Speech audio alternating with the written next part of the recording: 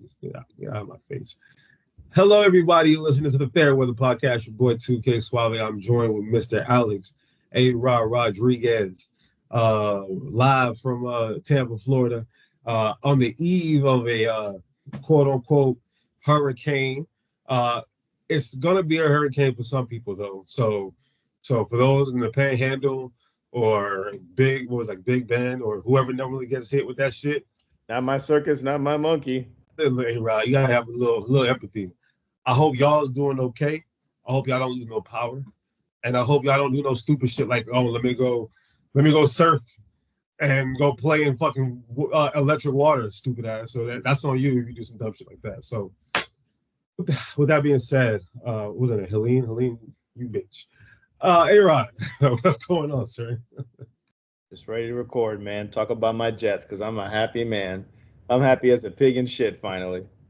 All right, start. Well, you can kick off your little happiness with your crazy whack funny, and if you have any bad beats that's happened to you recently, Any bad what? any bad beats that's happened to you recently in the gambling world. I don't gamble, so no. We know Oh, that. I don't oh, gamble. a fantasy player that you should have started. No, I'm kicking ass, man. There had to be one that shit started this fool. No. I A won draft pick that you regret. a drafting Josh Palmer. That's the one I'm regretting right now is Josh We Palmer. were we talked about it a lot during the summer. We're like, yeah, Yeah. I, I still think give him some time. I think it's not Josh Palmer's fault. I told you who the coach is. yeah. We didn't pass the ball in Michigan, dog. We ran the football. That's why True. J.K. Dobbins blew the hell up. And we're eating crow on Quentin Johnston right now. He's a touchdown shark. But now I gave up on him. Now he wants to grab these hoes. Him and Alan Lazard. It's like, what the fuck are we doing? My crazy wacky story though is Jerry Jones. Jerry Jones in the shit, man. He's let the world know what I had a feeling for a long time. Modern slavery, man. Modern slavery. He measuring meat, and he was he got 40 vertical, and he got it 8.5 inch dip. And Jamie Foxx was like, fuck. We're not supposed to let the world see this. Should have stayed in the hospital room. Jesus Christ, man. Like, what the fuck is going on in Jerry's world, man? That's what I want to know. Bruh. I heard a stat earlier today. I think it was like Emmanuel Acho or something like that. Or one of these people. They said they haven't won double-digit playoff games in the same postseason, meaning like they haven't won more than one in a same postseason in 29 years. They have not won. They have not gotten out of the round that they got into. So whether it's wild card or divisional round, they have not gotten out of that and then another round since 1995. So 30 years, we still talk about this team as America's team, and these hoes ain't doing shit. And they measuring dicks. That is what we know. So that's wild. That is a crazy wild one. I got two crazy wild ones. First, we were talking about it a little bit before we kicked off the show because he obviously read my mind of what I wanted to talk about. And last night, I watched the first two episodes of the Aaron Hernandez story on FX. Now, Yeah. I was a fan of the O.J. Simpson one. I really was. And that was the same concept, same, directors and all that shit. Sorry, man, that was dope. So I had high expectations for this show.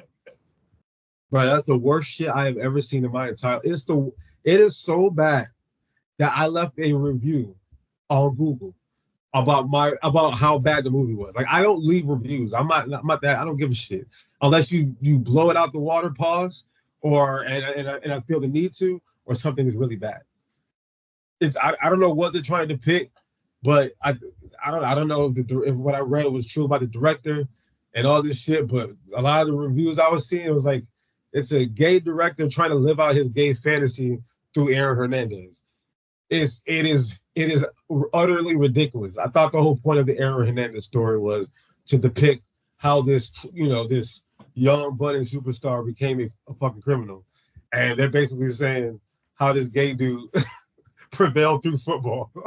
That's what it's looking like right now. So The Donald Sterling one was good too.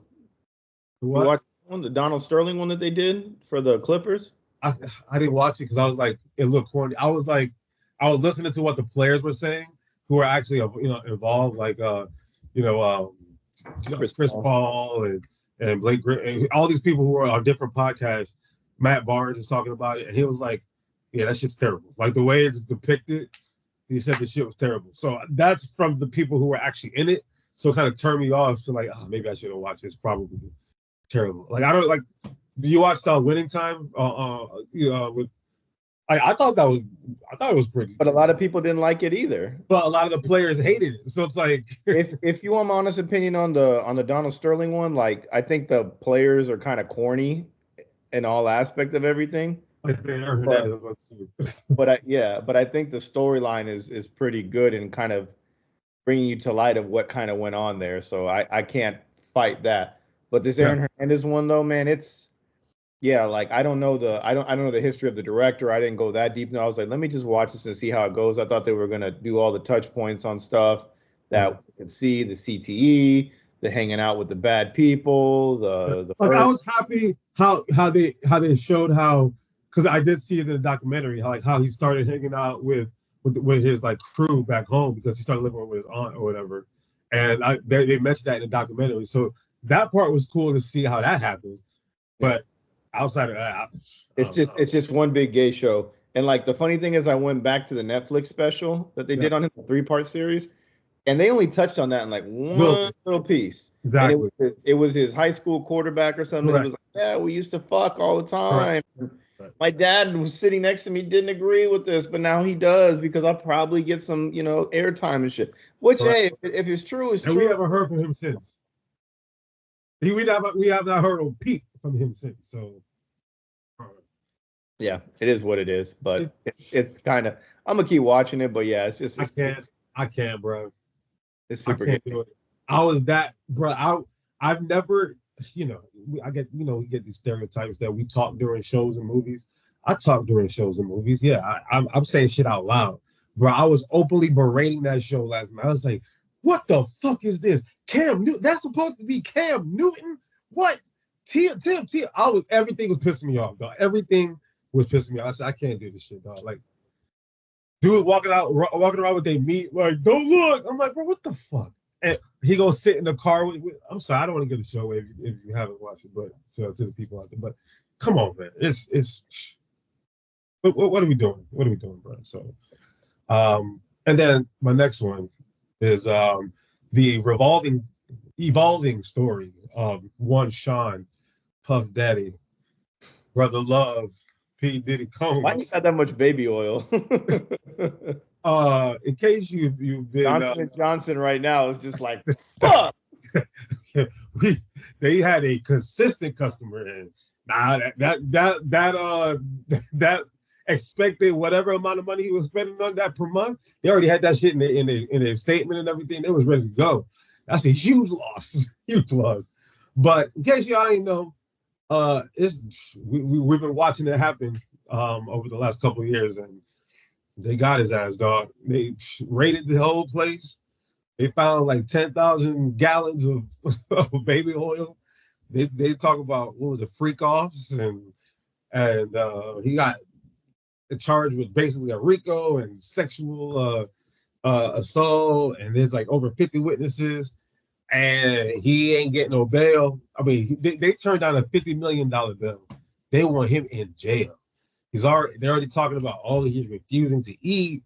It's getting ugly, and it's gonna get ugly fast. And we all saw what happened with Mr. Epstein, and to that point, we all saw what happened to Bill Cosby too, and he out of jail. So we don't know, but yeah, but we don't know what's gonna happen. But it's looking more like the Epstein way more than the Cosby way. That sounds like a song title. I'm gonna do that. I'm gonna write that. And I mean, everyone's innocent until proven guilty, right? But bruh, Diddy did that shit. Because remember you came on here initially, you're like, come on, we gotta give him a chance. And I'm like, nah. If they say he did it, my whole life I've always thought, because I was in love with J-Lo when I was a youngster. You know what I'm saying? I'm like, damn, he pulled J-Lo, this piece of shit. And I'm like, and Sounds then they, more like jealousy now. oh, That's they more, started getting into legal trouble. I was like, I bet you he did do it. And then Shine shit happened, and then we start looking on and on. If they say he did it, he bro, we saw that video with Cassie. Come on now. If they say he did it, he came out in the hotel to do that shit in the hallway. Them freak offs was live, dog. And then now we're all seeing these videos surface on social media about videos that we've always known about, but now you're watching them a little bit closer. It's like, oh shit, Diddy's a freak, dog. That dude needs to be behind bars for the sake of the world. This dude is crazy. Lock him up. Lock that man up. Like, I know they found like guns and drugs and all that shit. Whatever. You're gonna find that in a lot of billionaires' houses. Trust me. But the other shit, yeah, sound about right, dog. Lock him up. I have no quarrel. I have no quorum. Whatever they say he did. They said 15 years to maximum. I mean minimum or whatever. He got to do at least 15 years to life if he's found guilty on a set of charges. So he's obviously gonna plea out. He won't snitch. Or they won't allow him to snitch. You know what I'm trying to say. So, big ups. Hey, big ups to you, Diddy, man. I'll pray for your sanity because I know this ain't gonna be an easy time for you, brother love. But when you start changing your name legally to brother love, you knew you was running away from something. So let's move on to the NFL. It's been a couple weeks since we've been on, so I have no idea where we're at with anything when it comes to our scoring from our Pickems, and I don't know what the hell's going on. But for what it's worth, we are going to continue to give our opinions, and I'll come back and listen to them all and find what we actually scored. So let's start with the panic room. Panic at the Disco. We'll call this Panic at the Disco. So we're in week 4. Everybody played 4 games. We got some shit that like, oh, that makes sense. And we got some shit that's like, what the fuck, right? So we're going to start with a little bit of, welcome to the panic room. I'm going to give you a team. I'm going to tell you, hey, you tell me, is it time to hit the panic button?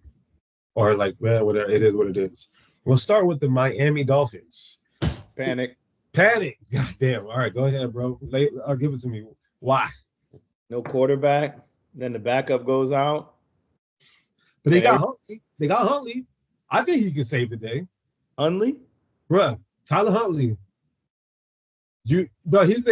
I know the Pro Bowl is weird now, but he's a Pro Bowler, bro. Like Tyler Huntley, come on. I like Huntley. I do too on the Ravens. That offense is perfect. It's like all you need is a quarterback to just run it. To me, I see Tyler Huntley as a quarterback. Like he didn't do stupid shit. He was just played the role that he was given. Give me the playbook. I'll figure it out. That's how you become a career backup. Like what's Tyrod Taylor? You just play it the right way. Yeah, I mean, I'm starting to like feel something not smelling right in Miami. I don't know what it is. I feel like I don't know if like Daniels kind of lost the locker room or what, because like he comes out there, he's looking rough each week. The weeks are getting rougher for that. He came out clean shaven. Look, hair was a little bit crazy week 2, and this week it was just like the glasses were sideways, and he was just like, I don't know what's going on type shit up here. Like he's young, bro. He ain't vet. He's not a vet. Though. He's a young coach. Like shit's tough. When you got a guy like Tyreek Hill, man, too, who's a diva of a receiver, man. He like just got arrested, bro. Like you just have to see your best player get arrested. Yeah, that fucked me up too. It's a panic button for me with them. Unless if Tyler Huntley comes and saves the day, then hey, more power to it. Then we're good there with that. Skylar Thompson definitely could not do that shit though. This dude is bad. When I get hurt, that's the best thing that can happen for the Dolphins right now. Is that? So I was at right after the Eagles won. You know, shout out to the Philadelphia Eagles on Sunday. I guess everybody thought we were going to lose to the Saints, but anyway. The hardest game I've ever had to watch in my life. Don't act like it wasn't. No, it was horrible. Like I considered suicide.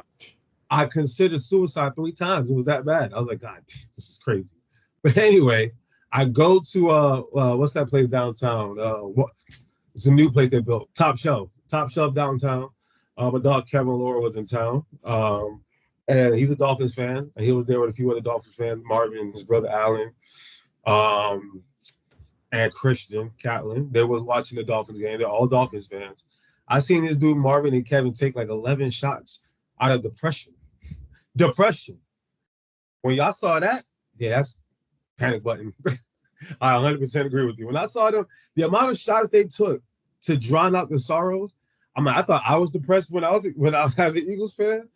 It's one thing to be depressed because your team is not playing up to par, but the worst thing, and you've experienced this for a long time, if you don't have a quarterback, you never feel like you have a chance. It doesn't matter what's on your team.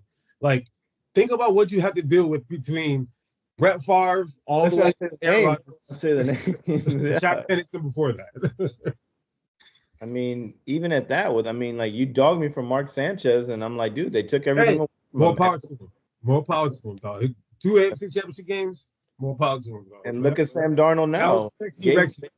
Hey, whoa. We're going to get to Sam Darnold. We're going to get to your dogs, and you got to gloat. You got to gloat. Well, we're going to get to him. I'm going to put the jersey on right now. I'll buy the jersey with you, dog. I'll buy the jersey. Sam Darnold Jets jersey. I want his Minnesota Vikings purple jersey, dog.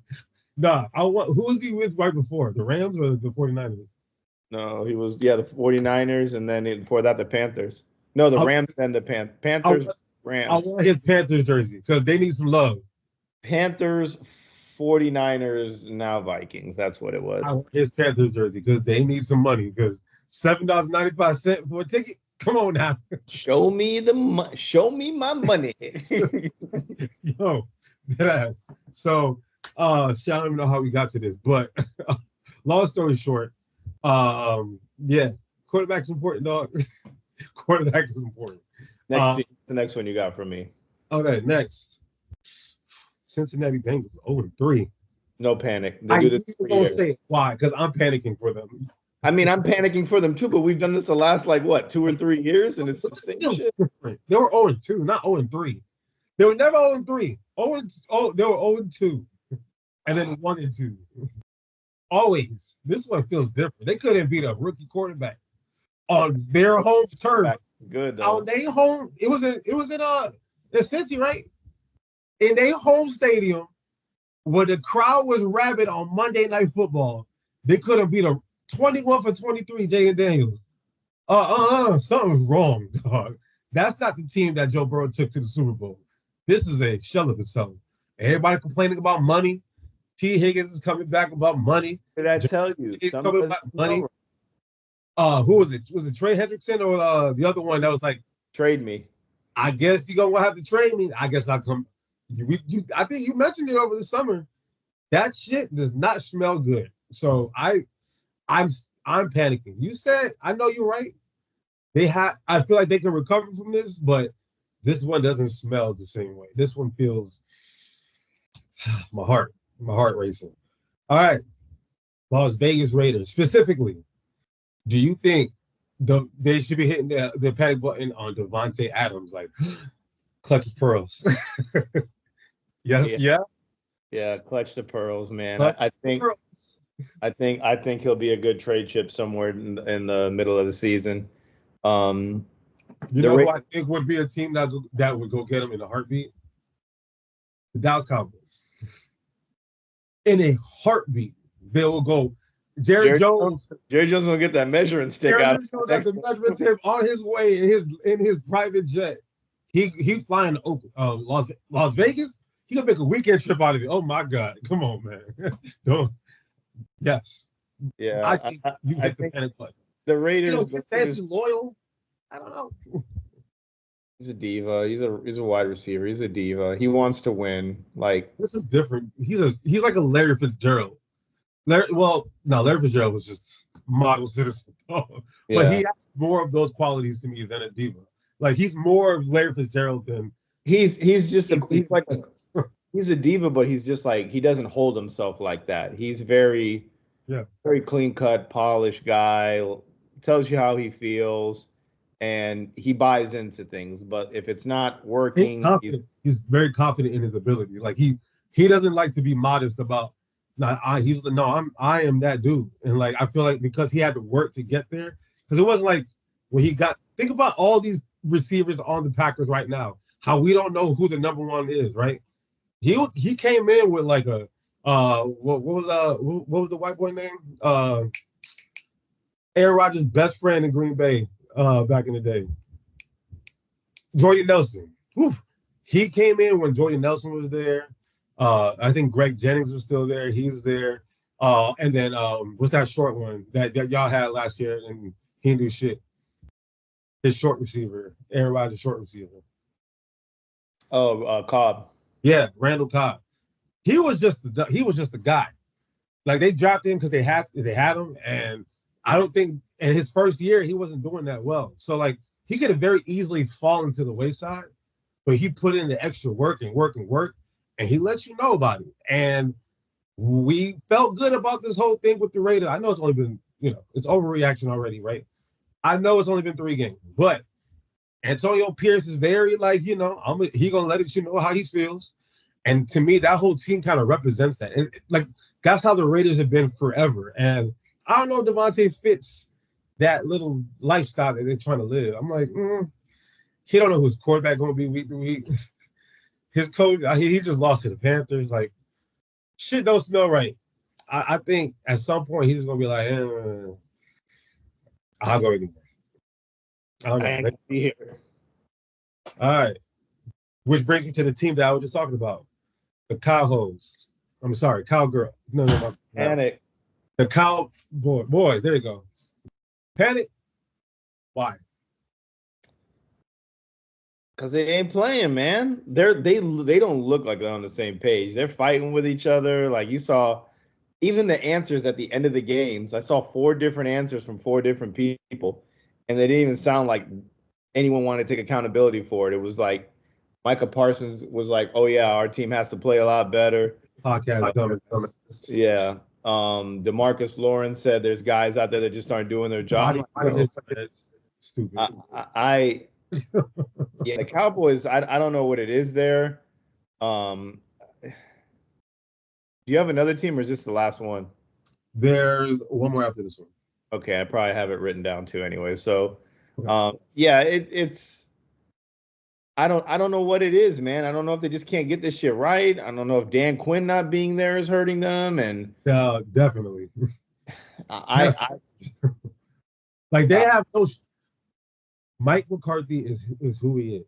He's always been this lazy, last day ago, just rode the coattails of Brett Favre and rode the coattails of Aaron Rodgers, and it got him to a Super Bowl win.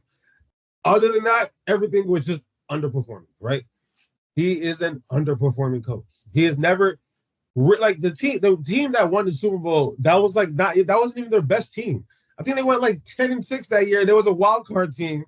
There was a number 6 seed, and then Aaron Rodgers went on his Dirk Nowitzki run, carried on to the damn Super Bowl. Same shit that Eli Manning did, right? That is not the reason why you are a good coach, bro. Like you are an average coach that has been blessed with 2 of the greatest quarterbacks of all time. One of them got Parkinson's now, and the other one is still quarterback in the Jets. And now you got Dak Prescott. He also cheated the system.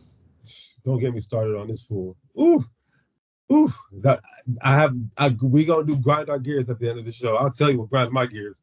I got you.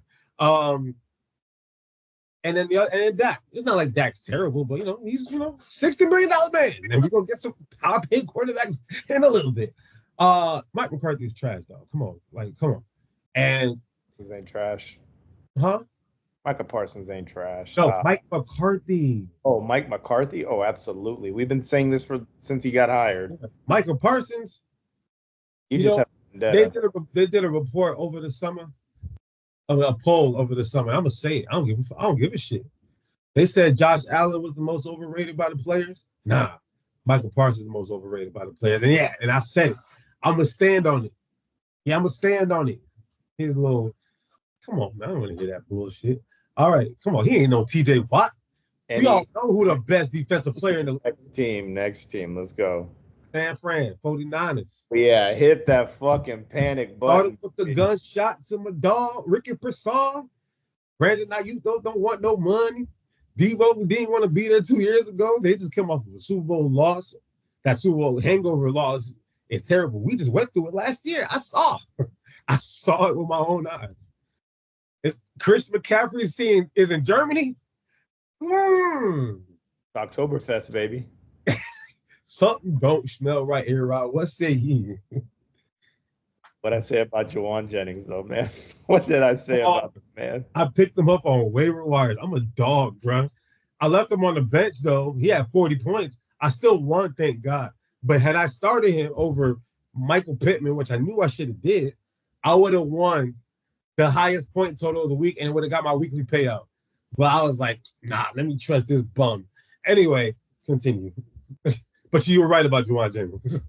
And Vic, shout out to you. You said pick him up. Why would you not pick him up? Correct. I didn't know Debo and Kittle wouldn't be out in the same game. Hey, think about it. Debo, Kittle, McCaffrey. Ayuk is not Ayuk right now. He's looking more like I don't know. That's what he's looking like. I ain't gonna be here. I ain't gonna be here, dog. I got my money. I'm chilling. It's just a bunch of injuries, but you see guys like Juwan Jennings stepping up for them, and Mason stepping up in the running back position. I hope you picked them up on waivers, y'all. I hope you picked them up on waivers. People. I don't know, man. I don't know what's up with them. Like it's. I want to blame. I don't want to say it smells just yet. Like something's starting to brew there. I think it's just like everybody's been to 10 being the hottest. How hot is it right now? How much is it boiling? I'm saying we're at a comfortable 6 right now. Comfortable 6? That's not panic then. You said panic. That's barely Panic to me is 7.5 and above. And I'm at an 8. Give me an 8. Give me an 8.7. Because the running game isn't the problem. It's the problem. It's him and Mike McDaniel. They fun running shit. It's beautiful. I'll give it an 8 because like not having Debo, Brandon Ayuk with that whole saga in the offseason, we were like, that guy needs to get paid. Now I'm looking like he doesn't need to get paid. He looks like the guy that was playing for the contract. Now he got paid and he's just you talk about that all the time. Contract year, draft him. I didn't want to believe that about him though, because he doesn't look like that kind of guy. But hey, I think he's still in preseason mode. He ain't played no football. They showed what he was training doing was them passing a ball through a tree. Like, come on, he wasn't getting hit, dog. Come on, bro. Like, I'm like, bro, what are y'all trying to show me? Look at this. Look at the vision. Huh? Oh, look at the focus. I'm like, bro, shut the fuck up, dog. He's a $45 million quarterback. Wide receiver. What you mean? That should piss me off. Yeah, I'd panic a bit with them, until the team is 100% healthy. And the defense doesn't look that good, man. Like, the defense they lost some pieces. They look tired. I'm telling you, you got to deal with Patrick Mahomes for 4 quarters. It takes about a year to get over that shit. We experienced it. I'm telling you. We had 72 sacks going into that Super Bowl, and we haven't been able to rush the quarterback since. We couldn't get him in the Super Bowl, and we've been slipping and sliding everywhere. This shit is different. I'm telling you, Patrick Mahomes is shit. He's him. And I think that hangover is real. I think it's real. I think so. I think I want to say it's injuries, but I'd be panicking with these injuries because Christian McCaffrey not being there, that's hard. I know we say the running game's okay, but he does so much more for the offense. Yeah, he's different. And it's got to get fixed. And I think they can. If anybody can do it, I think it's them. But McDaniel, right? What's his name? What's the head coach's name? Kyle Shanahan. That's right. Kyle Shanahan got sunned the fuck out of by the Rams head coach, man, with that fucking. Listen, they both young coaches, so it's like Sean McVay. He's got the ring, dog, and he's been doing this a little bit less than Kyle Shanahan's daddy is a legend, dog. Like Kyle Shanahan was born into this world to be who he is.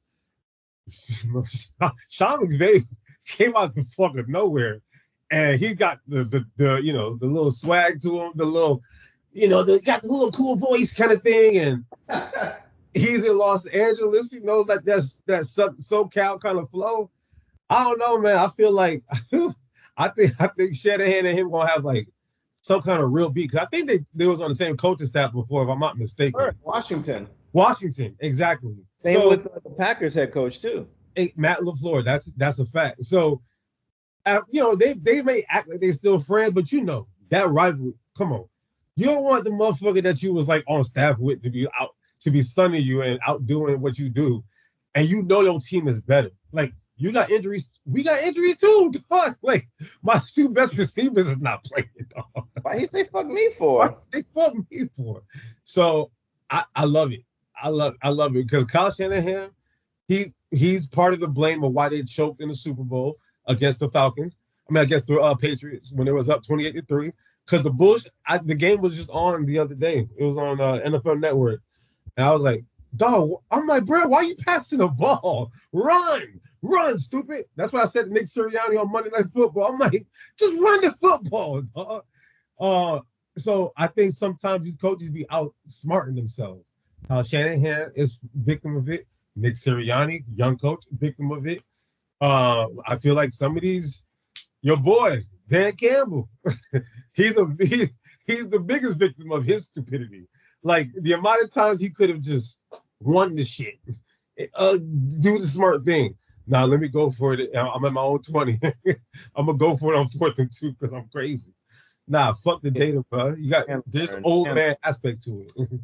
Dan learned from his mistakes, though, man. I know that's your boy. All right, let's move on to some NFL award updates, and I'm very excited to talk about this first one, because you and the others on this Fairweather podcast, featuring Vic and Sammy, y'all got the same opinion on Mr. Josh Allen. And you know what?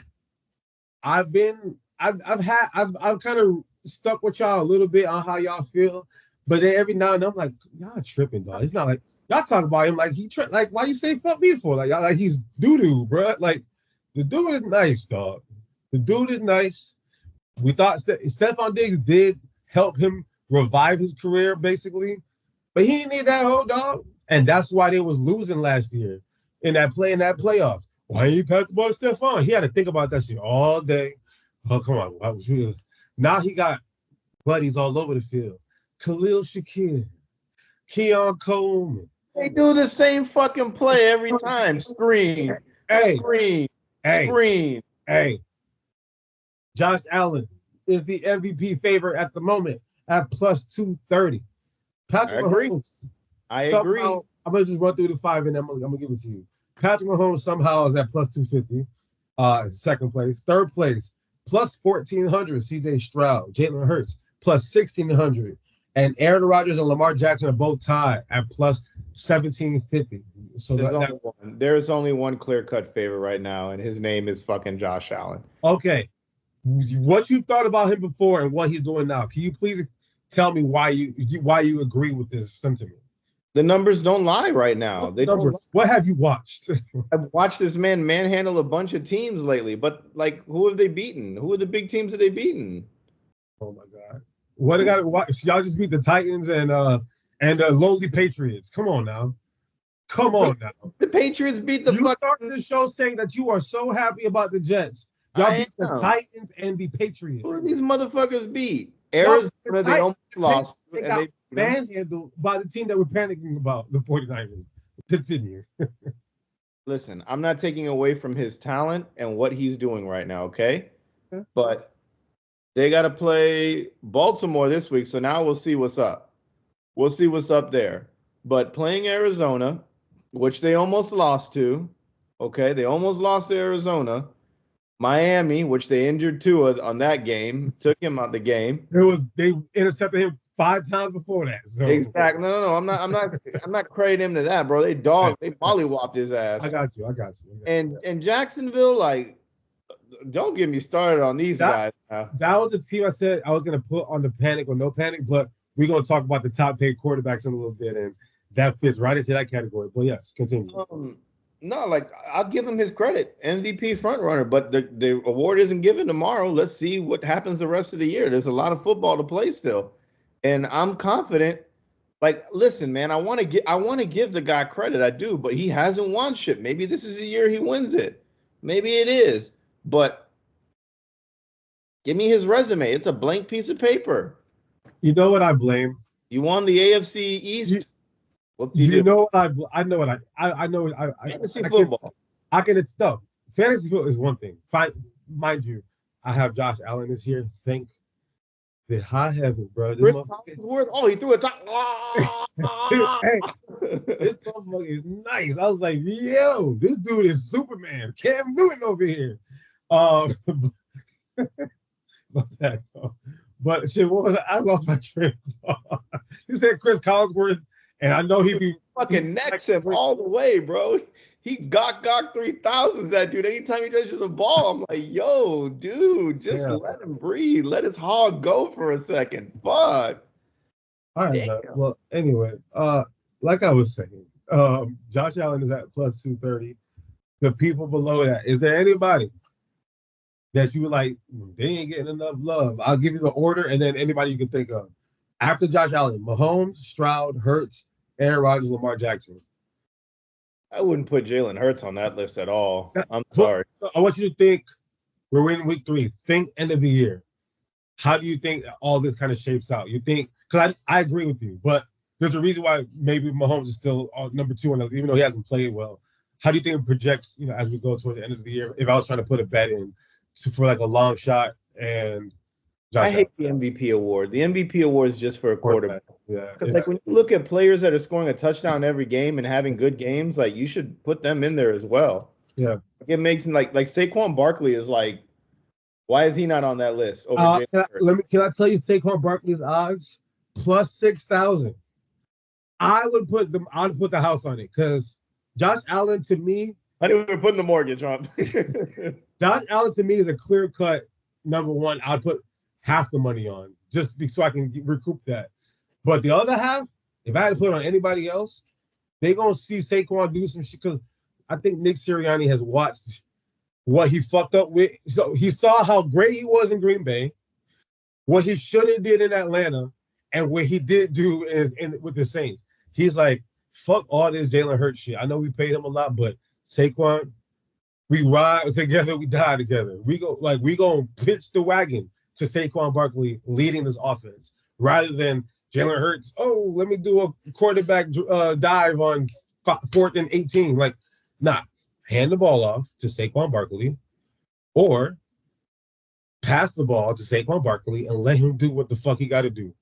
To me, at the end of the year, if he had like an astronomical amount of touchdowns, plus 6,000, I like that. I like those odds. So we gonna do that. We gonna do that. I just hate that it's a fucking like quarterback award. That's what drives me nuts. Well, to your point, the offensive player of the year, Saquon Barkley is leading that at plus 350. And then after that is Justin Jefferson, CeeDee Lamb, Breece Hall, and Nico Collins. All non-quarterbacks are the top 5 offensive player of the year candidates.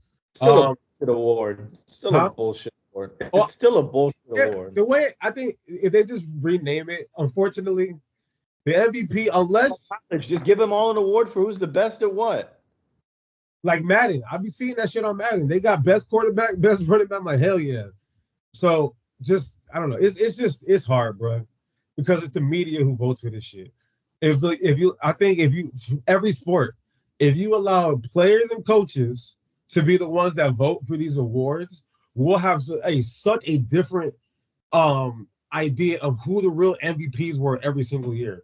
Because allowing the media, you know what the media does, bro? If like you interview well with them, I love this guy. You know what I'm saying? I'm gonna vote him number 1 all the time.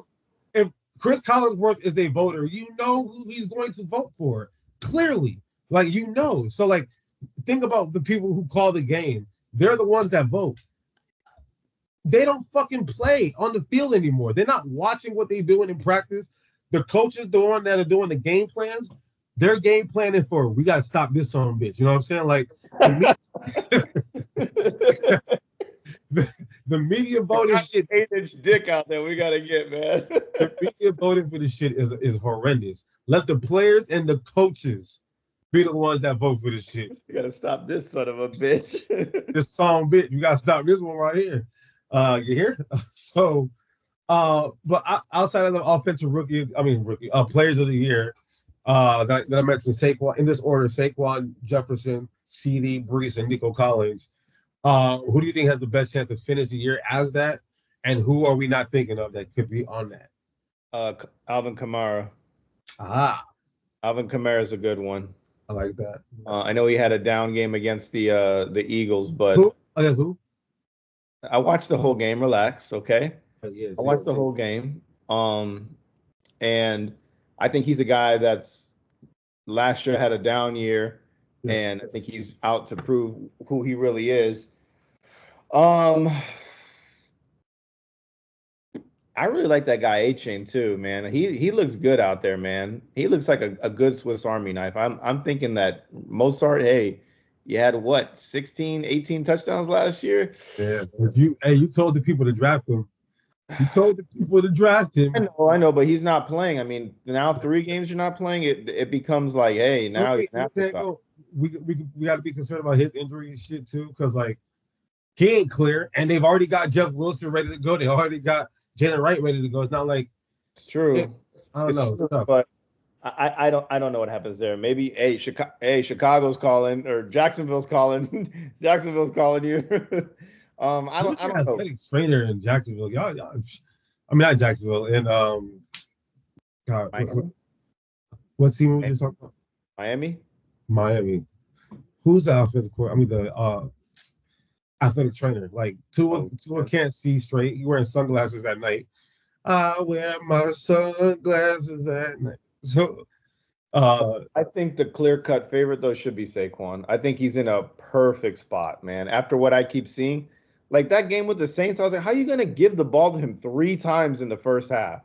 Once they fed him, how you think I felt, bro? 5-yard run, I was like, I forgot what I was missing. What did you pay this man for 3 fucking handoffs in the first? Trust me, bro. Trust me. I'm the fan here. I'm yelling at my TV because luckily the wifey wasn't in the crib. Nick Sirianni's on the hot seat, bro. Bill Belichick, here we go, baby. Bill, it's either him or Mike McCarthy gonna get fired, or the Giants coach. What's his name? Whatever his name is. All 3 of them could fuck this up real bad, and Bill Belichick will be, "Hey, Paisano, I'm ready. You heard me on TV. I'm better than Tom Brady on TV. Come on now. I can relate to the youngsters." He said, I had a murderer in my locker room. I can bring one here for you. No, it's crazy. Aaron Hernandez had Urban Meyer and Bill Belichick as his coaches and kill everybody. He went and killed everybody. Damn. Okay. And if I had to give you like a long, I mean, not even a long shot, Derrick Henry plus 4,000. What he did against the Cowboys, we were waiting. Now we see. You know what I'm saying? Like the NFL is such a funny sport because like we overreact after week 1.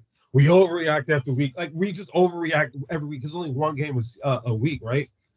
And I think 4 or 5. That's where we start. Like, okay, now kind of figuring it out. Like, because it's starting to get darker earlier now, and my wife, she hates it. I love it. I love when that time changes. It just feels like football to me. Like Sunday night football don't feel like Sunday afternoon football. It feels like it's nighttime. And it's a little chilly outside. We've already decorated the house and all the Halloween shit. We is ready. Oh, you are people, man. When you get close to Halloween, football is here. So we're obviously still in Labor Day time, so we got to cool the brakes a little bit. But we now see what Derrick Henry is supposed to look like in the offense, and who the fuck gonna stop that dog? Like he's a first ballot. You say first ballot? Has to be. Has to be. Because like the running back don't get respected no more. So you think no matter what, first ballot. Because I can't say no. Like he's been him since college, dog. We've seen the first time I saw this dude on the field at Alabama. I was with my dog CJ Avaletta, and he was like, "Yo, who is this 6'12" dude playing running back?" And I looked at the camp like, "Who the fuck? Who is this grown ass man, defensive fucking end playing running back?" Man ran his way to the Heisman, ran his way to the NFL, 83-yard touchdowns, mushing everybody in the face. The dude he's in a running offense with a good quarterback, a great quarterback, a two-time MVP winning quarterback who also is a danger to run the ball. They ain't got no chance, dog. If they know how to run that offense, they're like Saquon Barkley for us and Derrick Henry for them. They need to be the focuses, bro. Like you saw what Jerry Jones dumbass said when they asked him, the media asked him about Derrick Henry. Yeah, I can't afford him or some shit like that. Come on, bro. You pay Ezekiel Elliott $4 million less than you paid for this dude, bro. You don't think this dude is worth $4 million, dog? Like, come on, man. Like, what he made Derrick Henry? You know what? $9 million, dog. $9 million. He paid Brandon Cooks and Brandon Aubrey, who give all that money you give it to Dak Prescott, give it to Brandon Aubrey. Like, he's the best player on the team. Fuck everything. Fuck everybody said, dog. That kicker, come on, man. That dude is serious. So, I don't know, man. That team just. Anyway, Derrick Henry. Bro, they're a mess. Derrick Henry is him, dog. So I know that's your boy. I'm guilty of hopping off the train for a little bit. I didn't really hop off though. I was holding on, but I was like scraping my feet, through the metal. But I knew I was gonna get back on because that's my dog, bro. I know that's your dog. So, all right, cool. DPOY, Defensive Player of the Year, TJ Watt, plus 240, leading right now. And then the rest of them, Aiden Hutchinson, plus 275, Michael Parsons, plus 1,000, Max Crosby, plus 1,300, and tied at plus 1,400 is Myles Garrett and Nick Bosa. What's the best value to you based on all of that? I'm going Aiden Hutchinson. I like what I see with Aiden Hutchinson. I love what I see. Go blue, baby. That Tampa game, ooh, boy. I like that. I mean, TJ Watt, you can't bet against it. The guy wins it like every other year, and he's still in his prime. Voter fatigue, maybe? Yeah, I just don't. What I tell you about the fucking Steelers, man? Have they scored a touchdown yet? We gonna get to the Steelers.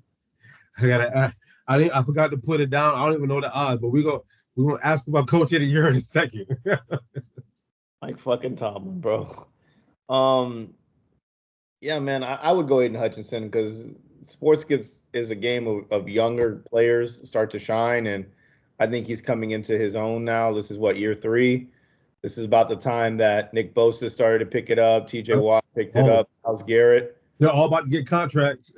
They're all about to, bro. I mean, Nick Bosa's contract is ridiculous, dog. Like Michael Parsons, the money he's about to get. Come on. So like, yeah, Aiden Hutchinson, he flashed. Like, you always look at the dude on the screen, like when you watch, like all this tape that people watch and combines, all you fucking do and all this bullshit. When you turn on the television screen and you look for the player that pops, everybody can see it. Whether you watch football for the first time or the millionth time, everybody knows who is that guy. Like if an alien dropped from the earth in 1988 and saw Michael Jordan and everybody else, they would have thought he was the second coming, dog.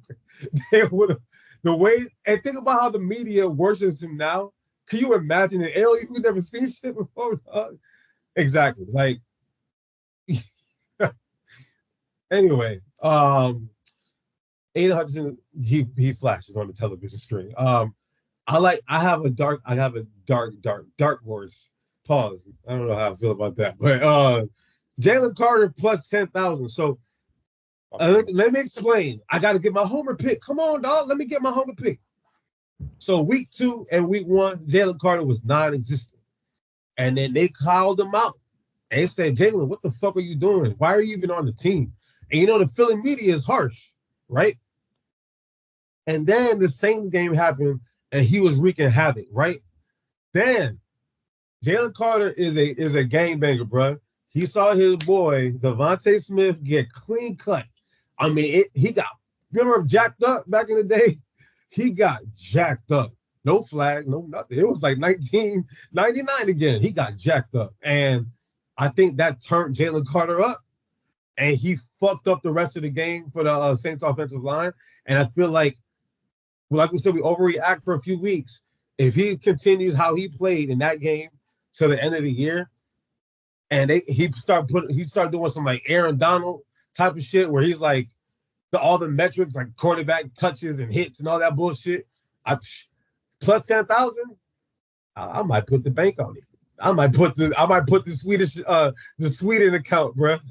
I might put my Sweden account on that one, or my Switzerland too, and my France. All right, next one. Let's go. Real quick, Coach of the Year. I didn't even write nothing down on this one. I just want to say, all I want to say to you is that I'm sorry, dog. We talked about it. Man. I'm sorry, dog. You can't. Without a touchdown either. I'm about to be one of them Egyptian motherfuckers that have to build a pyramid. I'm helping build that damn statue. If they call me like it's the draft, dog. They say, yo, you've been drafted to come fix this motherfucking statue. I'm there, bro. I'm on the first Amtrak, bro. I'm taking the Greyhound. I don't give a fuck, dog. I'm going to help. That dude is ridiculous, dog. Like, and he don't be saying nothing. And he's like a more live Bill Belichick in the media. They be asking him some questions. You don't want to see how the sausage is made, so we ain't gonna tell you what the sausage is made. And then what's his quote that he always says? Oh God, what does he say? Yo, we gonna keep the main thing. End quote. That's let me show you my black forces. I'm building a statue. We putting black forces on the damn fucking statue, dog. Mike Tomlin needs to be replicated. Like, this man just is an amazing head coach. And is he bald now, or does he just have a low cut? Shit, I think he's bald. If he's bald, it's because of all the shit that he's had to deal with. Say that one more time. The shit that this man has had to deal with is amazing. His wide receiver drama that he has, you know, George Pickens is going to be the next one. You know it. Yeah. Who else? Oh, he's not there no more. Chase Claypool, because we didn't even know how he flamed out. He flamed the fuck out. Deontay Johnson was requesting trades. Yeah. Antonio Brown. He bought out last week, though. He had the fuck was his name before that? The one that the Jets, Santonio Holmes. Yeah. Was Plaxico there with him or no? He didn't have Plaxico. No, I think Bill Cowher had. Yeah, it was Bill Cowher that had Plaxico. If he had Plaxico, it was probably 1 year, if that. I think Bill Cowher had Plaxico the whole time, though. It's the man deserves to be in the pantheon of having to deal with it. I mean, he had Ben Roethlisberger on the rape charges. I think it's more of a low cut, by the way. Regardless, he signed his contract. Le'Veon Bell. I mean, like, the list goes on. The list goes on. He had one of them pouncies, and we saw what he was doing on the damn show. We saw what he was doing on the Aaron Hernandez shit, running the train in the bathroom. Oh, shit. All right, let's see. No, I mean, but Mike Tomlin, the guy needs respect. I can't, until I see the 1 year drop, I just can't see it.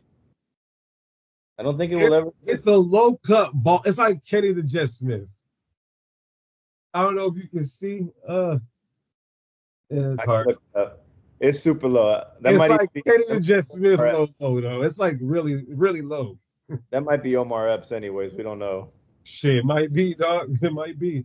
But all right, let me give you this though. Other 3-0 coaches. It's crazy to say Pittsburgh 3-0. Buffalo 3-0. Kansas City is 3-0, and the refs is the MVP there. Minnesota 3-0. Seattle, brand new coach, 3-0. Based on all those situations, who's the most surprising 3-0 team? And could they still some coach of the year vote? Because to be honest, I can't even name all the coaches on those teams. I'll have to really think about it. But any team? I mean, the two surprises definitely have to be. The biggest one for me would be Seattle. Would have to be Seattle because this guy's coming into a team that's like trying to figure out if we're contenders or we're not, or are we rebuilding? What are we doing here? Very, very true. You don't know what's going on there. And then with Minnesota, the talent is there on the field. It's just the quarterback. And like I've been saying, Yo, now pop your shit. Now pop your shit. I was waiting. Pop your shit. like I've been saying, man, like with these quarterbacks that go high. I mean, Sam Darnold has also gotten experience. He's played for dog shit teams, and then he went to San Francisco and was a backup He's player. on his Baker Mayfield tour. They both got drafted the same year, and they're on the same path right now. Correct, man. And like I said, when you give a guy like that and you throw him to the wolves like we did with no offensive talent whatsoever, like none whatsoever, what do you expect him to do? Like, you can't do this shit. Like Le'Veon Bell, like really, come on. Le'Veon Bell was fat as fuck, man. Hey. Le'Veon Bell was him. And then he made a rap album. Don't. I was so happy when we signed Le'Veon Bell, but he didn't come to practice to play football. He came there to get his check and get the fuck up. Hey, he's a running back, but we talk about diva wide receivers. I think there's like a different level of diva when it comes to running back, but they're also divas as well. Like they know their life expectancy in the NFL is short, so they'll give you what they got to give you to get that next contract, and it just depends on the player after that. Like I mean, I agree. But you gotta look at character, and I never thought he had the character for that shit. But regardless, like Sam Darnold just didn't have anything, and now like he's been on his, call it the Baker Mayfield tour, making his stops. Went to the Panthers and he was a starter there. Still had nothing there. Still a dog shit team, and then now the Panthers have like kind of an okay offense. It's kind of it was one game. No, I know that, but like still like better than what he. Who was Sam Darnold throwing to when he was there? Do you remember? DJ Moore. That's right, DJ Moore. Come on, the dude that's one of the highest paid wide receivers. Yeah, DJ Moore. You're right. Moore, he had Christian McCaffrey. Come on, man. You're right. All right. No excuses. Take that back. But it's Carolina, though. At the end of the day, it's Carolina. That organization is pretty trash right now. So. It is, and it was a young McCaffrey at that too, but still he was still number 3. And yeah, I'm not taking away from that, but like he's gotten to a position where now he's got good offensive weapons, and he can sling the rock like that. What was it? That 93-yard touchdown to fucking 85-yard touchdown to Justin Jefferson. I was like, Justin Jefferson on my fantasy team. I gotta give a shout out to my fantasy coaching GM gurus. I have Jordan Love. He got hurt early on, so I had to balance between quarterbacks. And I already have Justin Jefferson on the wide receiver. I was like, I should go pick up a quarterback. I picked up Geno. I was like, I don't feel right. I dropped Geno. I saw Sam Darnold on that bitch. I said, let me get Sam Darnold. Boy, 27 fantasy points later, I said, goddamn, my boy, Sam Darnold. A-Rod was right. As soon as he did that for me, and he's on my comeback player of the year. He's on my MVP watch. He's on my everything watch. Are we gonna talk about Bryce Young later or no? We go. Oh, well, you know what? This is a very good transition into that because we're gonna get to the I'm gonna mix up the rookies and the highest paid people in a little bit, but I know I wanted to kind of talk about Carolina because you're right. I'll give you just to give context. Bryce Young gets benched. Poor kid, dog. Like, he's somebody. When Nick Saban was at Alabama, I want the world to know I was a Alabama fan. I can give two shits about them now because I don't give a fuck. I was a fan of Nick Saban. God, yeah, Nick Saban. To me, he's the greatest coach ever, dog. Like, I have so much respect for that dude. So when I how do I put this? Like you coaching Jalen Hurts, you coaching Mac Jones, you saw what he was able to do there. You got Bryce Young, you got all these kids, and they all just turn up in the NFL. Some drive cars too fast, but for the most part, they've all been pretty model citizens in the NFL. They all good kids. They all come to the NFL like with their head straight, and they succeed. And Bryce Young, bugs. Huh? I said some of them drive too fast. Some of them drive too fast. You did. Yeah, I said that under the, you know what I'm saying? Oh, come on, man, I'm a little witty, you know what I'm saying? But yeah, some drive too fast, and the rest for the most part, they pretty solid track record. So we all root for Bryce Young. He's a nice kid. You know, look like he wore his book bag to practice one day. He looked like a 10th grader. It's cool. But he actually looks like a 10th grader against a bunch of NFL men. And I love that kid, man. He's a nice guy and shit. He's not it. I don't know, bro. And a lot of me wants to blame the Panthers because they've been a horrible organization for years. This is the same thing I keep preaching. But I just saw Andy Darnold Dalton go ape shit. But Andy Dalton's not a bad quarterback. Andy Dalton's not a bad quarterback. So is Bryce Young bad? Because I just made it look, to me, but you gave the worst case scenario for Bryce Young. It made him look horrible. You gave a kid the keys to the city too early. Make these kids sit, man. Especially on a team like the Panthers where there's no like real talent there. Like there's some talent, but like how good is that talent? You know, like it's just we don't know who the starting running back is. They went and paid Miles Sanders all this money to rush for 7 yards a game. And Chuba Hubbard's like, why he say fuck me for? Like you drafted me and I'm fucking putting up the numbers over here. Why can't I be the starter? Just drafted another running back who I got on the IR sitting waiting, who come back from the pup list next week. So something to keep in mind. Like everyone's like Dave Canales this and Dave Canales that. Like, what do you fucking like about Dave Canales? He's in a fucking shithole of a fucking organization and has to turn it around. And he has to play with the island. Credit him for saving Baker Mayfield's career. That is his selling point. At the end of the day, every GM wants a guy that can coach a quarterback. Because that's the two biggest. And Geno Smith too. Yeah. I mean, it is, but with young quarterbacks, it's like you gotta let them. You gotta let them like sit. You gotta sit them. Like throwing them out there is just, and especially on like Caleb Williams, I understand. You set him up for success. There's no reason for him to like be god awful. Okay, we're about to get to the rookies. we will. I know. C.J. Stroud, another guy that they threw to the Wolves, and man looks mature, looks polished, all of that. You know, even Jalen Hurts. Jalen Hurts had to sit. Wait for his name to be called. And when he did, he had that, like, he don't have that confidence right now. But when he had that confidence coming in, like, you saw it. But he had to wait for his name to be called.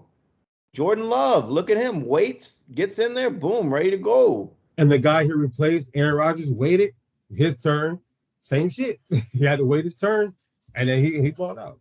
It's hard, though. It's hard. Like, there's so many moving parts here. It's like, you want to sell tickets, we get that. You want to sell tickets. Nobody wants to go see Andy Dalton. I know that. Whatever. You want to see the flashy new toy that you got. But the flashy new toy kind of has to wait in the box until Christmas time and then bring it out, you know? He's still a toy. He's not even a real boy yet. He Pinocchio, dog.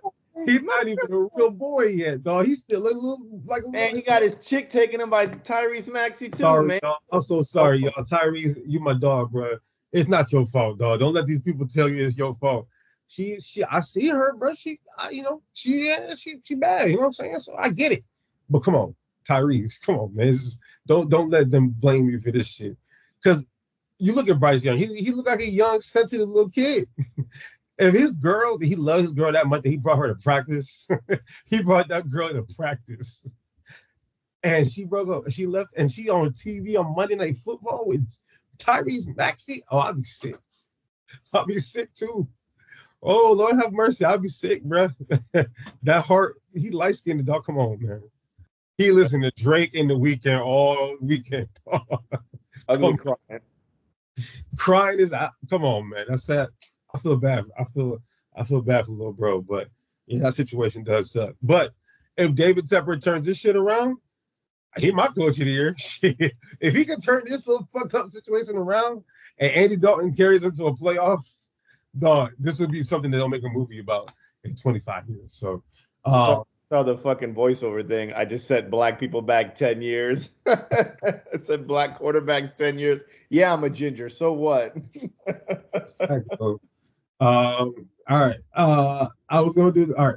Before I get to the highest paid players, I might as well just start. We talking about NFL rookies. Kind of wanted to just get your opinion on rookies that kind of stood out to you, and kind of give like an update on what those awards are looking like as far as like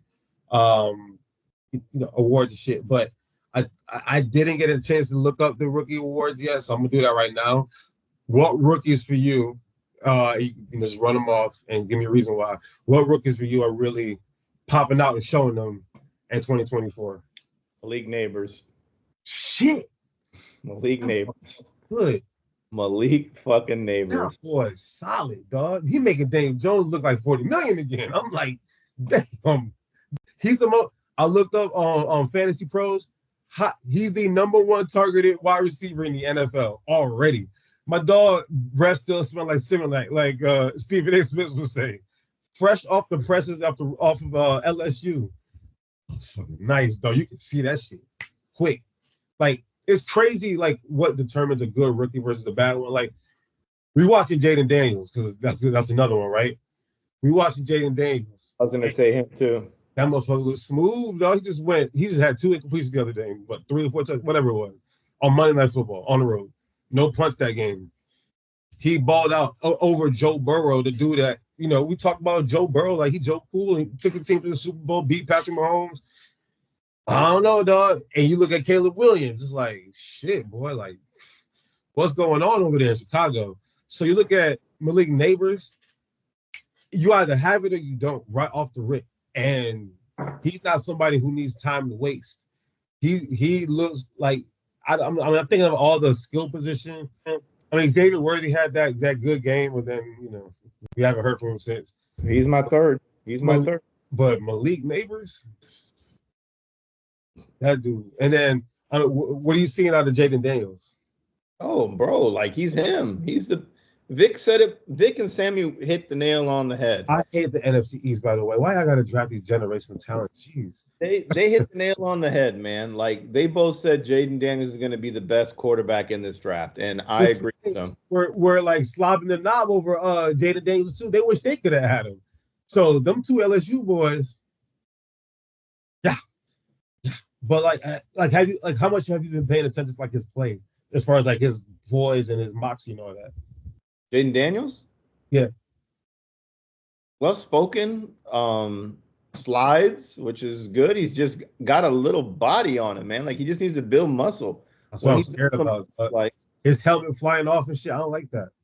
Exactly. I've seen that like a lot of times. But once he starts to build some muscle, like he'll be okay. I want to pray. You know, I knows how to slide. I'll give him that. Accurate. But we saw what happened with RG3. Same shit. Rookie year, dog. Here he is. Same problem. Big frame. He can't. RG3 was a freak. Should have slid wrong. Like, and it just happened. But I just not much better, bro. He be absorbing contact like he's swole or something. Yeah, I don't know, man. He looks like Kevin Durant out there in pads. It looks so weird. Dog, his helmet too big for his head, dog. He's in Pop Warner still, dog. I'll tell you who's made for TV though, and I need to see him talk more. Is Xavier Legette for Carolina? That let that little country go. We play football out here. I'm like, yo, what the fuck is this guy saying, man? Bruh, so everybody in South Carolina in his hood sound like that. Just let him be him, dog. He ain't that funny. He just he's being himself. I know, but he feeds off of it. He's like, I'm just being me out here. That's how I play. He's talking regular talk, dog. It's like trying to talk. Why do you sound like that, bro? Like, bro, sound like what? But it's TV worthy, man. Like I would listen. I would love him and Jameis just to be on TV. You can throw Keon Coleman in there. Keon Coleman. If you have a rookie of the year based on just personality, who's your rookie of the year? Xavier Legette for sure, man. Keon Coleman's a close too.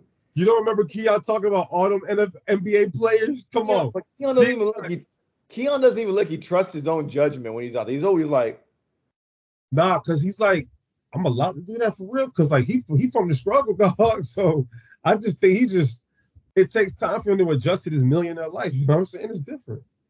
I'll say Keon, bro. I'll say Keon. I like them both. But give you the offensive rookie of the year, and it's crazy because I think Caleb Williams was an overwhelming favorite to begin the season. I'm going to look up that stat, and I'll let you know. But right now, it goes Jaden Daniels plus 165, Malik Neighbors plus 240, Marvin Harrison plus 400, Caleb Williams plus 600. And then you want a long shot, Bo Nix plus 2,000, and Brock Bowers plus 3,000. So Jaden Daniels is a favorite, followed by Malik Neighbors, Marvin Harrison Jr., and Caleb Williams. Oh, we just going you think Jaden gonna carry to the end of the year, or do you think some of these boys is not getting that? Malik Neighbors, for example, is gonna be the guy no matter what. A lot of football to play still, man. We're seeing talent out of all those names you just like. Even Caleb Williams, man. Even Caleb Williams, like it's gonna take some time. Like Bears fans just have a lot of pain because they haven't had that quarterback yet. Oh, they haven't had a 4,000-yard passer. He's gonna their whole history. He's gonna be okay. He's gonna be okay. I think he's gonna. It take like if there's anything I like about Caleb Williams, is he's coachable. I don't think he's too much into himself. I think he's coachable because we watch Hard Knocks or we follow for the Hard Knocks. I think because I see in Oklahoma same thing. I watched him in college. My only issue that I had with him in college was that he would stand in that pocket for too long because he was allowed to, because it was college football and USC playing the Citadel. You're going to have plenty of time to just do what the fuck you want to do. This ain't the end of college football. This ain't Pac-12, buddy. This is the National Football League, my friend. And you playing in dirty NFC North where that shit get cold as mud. You ain't going to be doing all that dipsy diving and shit in motherfucking snow in Chicago, my brother. Like, come on, chill out. So I think that is affecting him because he's still thinking that way. Because he's not like chilling, you know what I mean? They'll right that ship. Like, and also now I'm coming back on what I said give Eberflus one more year. I don't think he's the guy. He ain't it. He grew a beard, thought he was cool. Okay. I don't know about that, Playboy. Hey, Roma Doomsday looked good last game. That's for sure. I need DJ Moore to look better. That's what I need. I'm gonna need that too. I need that one over there. Best believe that, DJ. You heard. Okay, DJ. You're listening. Oh my God. And I'm not gonna waste my time on defensive rookie of the year because I don't know none of these mugs, bro. I know Keon Mitchell and the rest of these dudes. Yo, your DB look does. Nah, if he's in that, good. He's nice, and then he makes rookie mistakes. I'm telling you, motherfucker's good. He just makes rookie headaches. He gonna be fine, dog. Come on, bro. He's 21. Headache versus the Saints, that's for sure. He was come on, bro. Leave that shit alone, dog. He's got to learn this scheme. By mid-year, he gonna look nice, dog. Toledo in the house, baby. Ohio. Shout out to Cameron.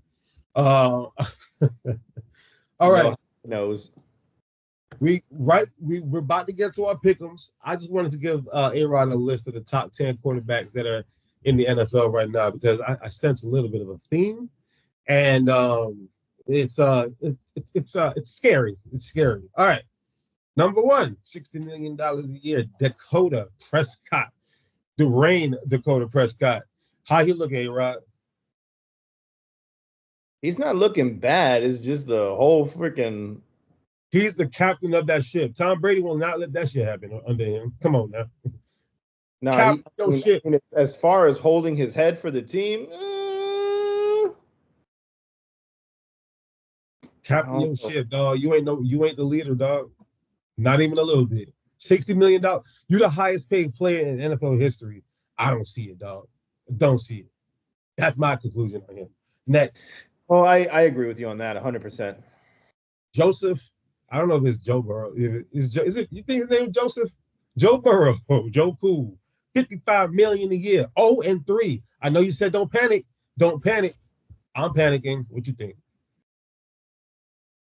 It's the thing. I think I said this last year about him. Like, I feel like we romanticize about the guy too much, and he just. What is he doing wrong?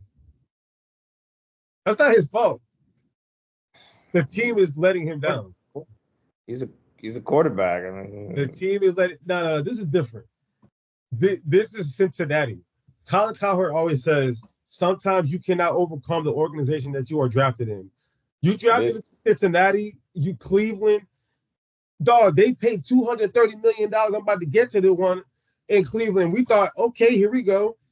Can't get right, dog. He lost to Daniel Jones, embarrassingly, dog. Come on. So, Joe, I don't think it's his fault. I think the organization is just letting him down to me. Some there, just something there. I don't It's know. Cincinnati. Something there. Anyways, next one. Trevor Lawrence, Oh, 55 mil, hasn't won. They've lost 8 straight regular season games. Talk to me. It ain't college no more, Playboy. We were yeah. led astray. We They were even led they astray. even named the stadium after you for a day. Waffle House has something on the menu for you because of a comeback against a terrible coach. I I don't don't know, I don't Trevor. want to say I don't want to say he's a bust, but He's lost 8 games in a row. I know, but it's a team. It's not just him. It's the team too. It's the whole What team. have you seen, bro? He's seeing ghosts. I saw videos. He looking like Sam Darnold. It's over. He needs to go. Mac Jones, how much they paying him? I'm look. If I'm ready to shake some shit up, I honestly think Mac Jones Jacksonville. is hungry, dog. I honestly think Jacksonville's a shit organization too, man. Not as bad as Cincinnati. I They've mean, had way more success in a short amount of time than Cincinnati. I agree. Like I agree. they figured shit Jacksonville, out. like when do they make a splash and you're like, oh my god, that was a great signing? Because I can't think of one. They drafted Jalen Ramsey. They got them. They got them. They should have beat Tom Where's Brady and he got to at the now? Super Bowl with Balake Where's he at Bortles. now? Yeah, and where's he at now? Yeah. What'd he say? What'd he say about that? Where's He's he at at the now? shit show in Florida, Miami, I mean, I don't know. Like with a they're Super another Bowl in the middle. By the way, with a Super Bowl in the middle, does not take away Jalen Ramsey's flowers. He was one of the anchors on that defense. Him and Aaron Donald. but it wasn't with the Jaguars though. I, Okay. I'm just saying the player is still the player. So sometimes organization right won't let you down. But since the Fred Taylor, Mark Brunell days, like I mean, they should have made a Super Bowl. Like, fuck it. Fred dude, Blake Taylor should Bortles, be in the Hall of Fame already. And when the Blake fact that Bortles made that run, there's a flash in the pan. They're like, oh shit, we got fire, and then oh we got god, here we go. UCF at 27 years old. Let's go, Balake. Oh boy. All right, Trevor. It's not your fault. Jordan Love. He at best availability. I mean, they might be rushing him back. I'm a little nervous. You think his what is it, 50? You think his 55 million is warranted? Oh yeah, You absolutely. see what Malik Willis just did? Malik Willis went ape shit on these boys. They don't need quarterback. Malik Willis he looked like Michael Vick for a night, dog. It was crazy. Let me know how many Malik Willis jerseys you see in those stands, I'm bro. buying one. I'm getting a Sam Darnold Carolina jersey, and I'm getting a Malik Willis Titans jersey. I will tell you this, Malik Willis. I'm sorry, you've won 2 games there, and I'm very impressed. I'm very impressed. But But you will see what he just did against his former team. He said, "Tennessee, I got y'all. I'm getting a Tennessee jersey, and if that's I a wear it, that means shame. fuck you." And have you seen the shit the Mayo fuck does? Like the dumb shit that he does in the game that Yeah, pisses his coach off that he's got to talk about it afterwards. He's a grown adult. He knows better than that. you don't have to get the cologne, brother. You don't got to get the cologne. I thought I was on to something. The mayonnaise is too much, dog. I'll tell you this: the offense looks great, but Will Levis, the dumb shit that he does, the 2 plays that I saw him do, I was like, Like, bro, what are you doing, dog? Like, dog, he's a funny kid. He gonna be all right, dog. But yeah, stupid. Jair Alexander was hop stepping that bitch back to the end zone. He got sacked 8 times. Like, come on, what can he do? What can he do? All right, but we're gonna talk about him. We're talking about Jordan Love. You good on him? Yeah, 100%. You don't think they're rushing him back because that money? They said we just paid you, but you got to get back on the field. I don't like that. I think that's more him. I think he wants to get back on the field. Okay. Next one.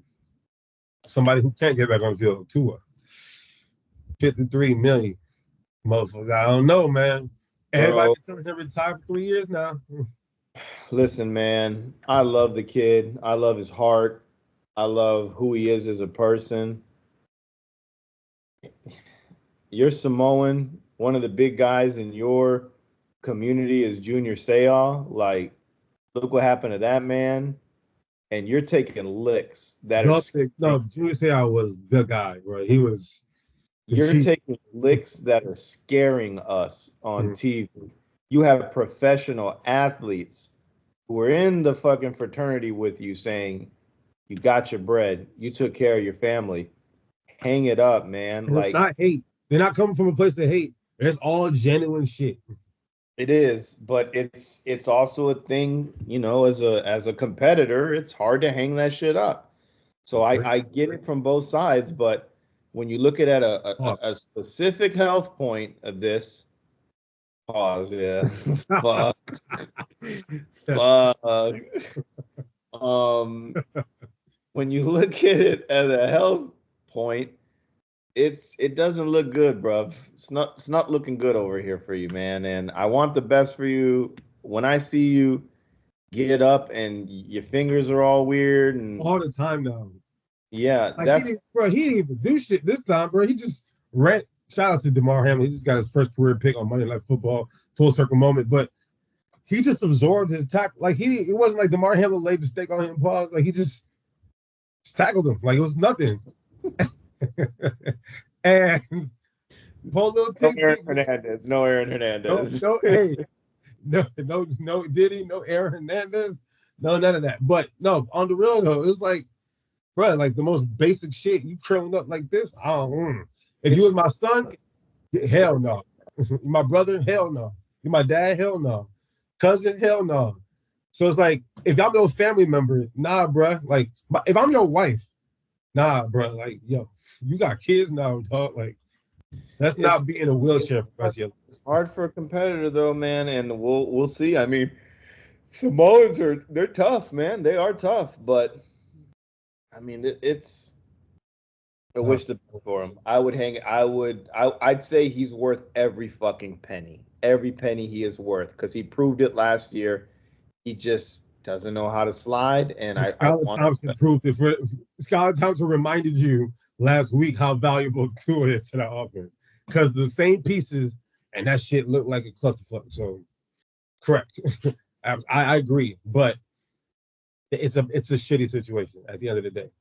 And you were talking about Samoan. So about like 15 years ago, no, like 20 years ago, like when Troy Polamalu was like prominent, I started learning about Samoans that play in football. I'm like, there's a lot of damn Samoans that play football. Shit, all them USC, Utah, and all these kids on the West Coast. Damn.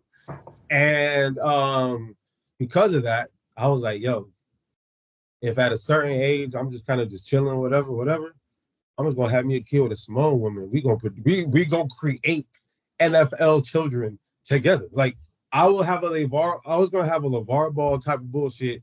Like, yo, we about to my Nigerian ass and a Samoan. Shit, I was about to have The Rock in my house. Sorry, honey. It was about to be crazy. So obviously that's not gonna happen now, but that was an aspiration. I'm gonna just keep it a buck. If the shit wasn't going right, I'm going straight to the motherland or wherever they're at, Polynesia. Wherever I need to be in the radius, I was just going like, hey, we're gonna reproduce now. Samoa, bro. You're going to Samoa. I was gonna be on my Nick Cannon shit, my Tyree Hill shit. So, Jesus Christ, man. Whatever got to be done. I might have a little freak out. No, I'm just playing. I'm tripping. All right. I don't want to the rest of this list: Jared Goff, Justin Herbert, Lamar Jackson, Jalen Hurts, Kyler Murray, and then we got Deshaun Watson, who's out of this list got the most guaranteed money. And yeah, let's just end it with him. I was going to say, I just want to wrap it up with him. We know he doesn't deserve it. He doesn't deserve it. I'm sorry. The Browns did the Browns move again. And it's like, I don't know what to make of it. Like, it's like I wanted to cheer for him because, like, I remember that Clemson Alabama game. The dude was getting lit up. I'm cheering for Alabama, mind you, and I'm watching this kid just get up every time. I'm like, damn, tough ass kid. And then he throw the little pass to Hunter Renfrow. I'm like, oh shit. And yeah, I don't know, bro. You ain't a fan favorite no more. And I love James Winston. Bold prediction. When Bill Belichick gets a job next year, Hunter Renfrow will resurface. What if the job is the Cleveland Browns job? A little blast from the past. Hunter Renfrow will resurface. Yes, with the Cleveland Browns job. Oh shit. He'll rehabilitate. He'll have Jameis Winston. Ooh, I love it. Him and Jameis Winston, just like Tom Brady. Tom Brady and Bruce Arians, and then we got Jameis Winston and Bill Belichick. Bill Belichick saving the Buccaneers quarterback legacy in Cleveland with the worst franchise ever, and they go win a Super Bowl with Jameis Winston. Put that shit down in the Bible right now, dog. I could not have written it better myself. I'm going to go to the script office for the NFL. Oh my God. Bill's on the phone. Bill's on the phone with Hunter Renfrow and that running back from the Kansas City Chiefs. Hey, when they cut you in the offseason, you're coming with me. Don't worry. Hey, Hillis, you coming over here, dog? No, he's always had solid running backs though. Like for what it's worth, wide receivers outside of Moss and Branch and shit. It was always solid running back. I mean, he even had Fred Taylor for a little bit. Like he Corey Dillon. Like he takes care. LeGarrette Blount. He takes care of that running back room. That is something that he will do. All right, let's go to some NFL prediction pick'ems. You don't have any kind of score, do you? I don't have it in front of me. No, we didn't do one last week. I don't have that sheet in front of me. Well, I promise from here on out, I got it. Sorry, last week was an anomaly for me. Do you have the initial one? The initial? Like the ones that had our week 1 and week 2. Yeah, I got it. All right, so your homework is to go tally them bitches up, and we're gonna figure out a scoring system that makes sense. And then we go skip week 3, and then we go come here to week 4. There were some the NFL script is crazy, dog. They can put some good games together, dog. Like, they got me invested. NFL Red Zone is the greatest thing that's ever happened in my entire life. Like, I see every game. Uninterrupted football. Bruh, 7 hours, bruh. And it's for real. Like, I see everything now. And it's made me better with, like, how I do, like, fantasy and sports gambling. And it's made me, and I just want to give homeboy an Emmy. I hope he has every sports Emmy in the world because he is the greatest human being of all time. Like, come on. Anyway, like what did he say? What did he say? I let Nas down. Jesus wrote the Bible, and Nas wrote the. What did he say? Nas wrote the Bible, and Tupac wrote. I don't know, some shit like that. Oh, I said, yeah. That's what it is. But let's get to these games real quick. All right, we're gonna start off. Cincinnati Bengals at the Carolina Panthers. You know what that means. Andy Dalton going against his old baby against a team that is desperate to win at Carolina. They might have 5 fans there that are there for them. Plus 165 Carolina, minus 200 money line on Cincinnati. Our spread, Cincinnati minus 4, over under 47. Take it away, Alex. The Red Rocket fucking shit was just a 1 week thing, I think. I think Cincinnati picks up their first win here. The over-under is what? 47. Pretty hot clip. Yeah. They both just showed on Monday, or one Monday night and the other one, but they put up some points. I'm gonna take the under on it. Okay. All right. So you think it was like a little inflated that Las Vegas game? Like, all right, they just playing Las Vegas who just be down on they just on their bullshit. I think Antonio Pierce, as much as I like him, I still think he's a new NFL coach and didn't game plan for Andy Dalton because he hasn't seen him in as long as we haven't seen him. So okay. So you gonna pick Cincinnati to cover the spread or just money line it, the minus 4?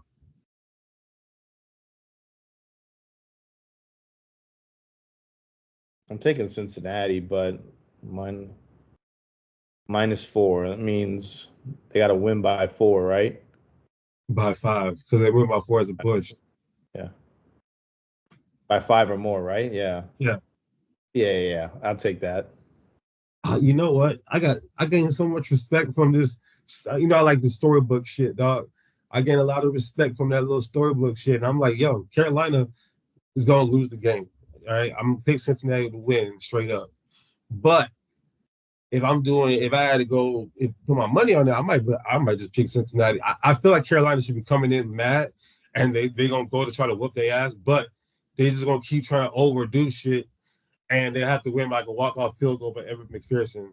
So which means Carolina covers the spread, but they lose the game by 3 to a Carolina team. I have a score of 27-24, which would be 41. Which is that right? Is my math right? Yeah, 27-24. No, that's 51. Oh shit. Yeah. Ooh. Yeah, I'm gonna take. I got 27-24 Cincinnati, so I'm going over. All right. Okay. All right. Next game, red hot Minnesota Vikings at the Green Bay Packers. Rivalry weekend, y'all. We got Mr. Sam Darnold coming in to play what we're perceiving to be Jordan Love. I think he's going to be cleared to play. Spread right now, home team is at a minus 2.5. Green Bay, they're minus 2.5 on the spread. Minnesota's a plus 115, which means Green Bay is favorited. Forgot to put that one down. That game is, and I was going to give a quick shout out to Hard Rock Bet because they're the ones that are providing the statistics for me. Minus 125 Green Bay on the money line. And over under is set at 43.5. What you got? High scoring game. I'm taking the over.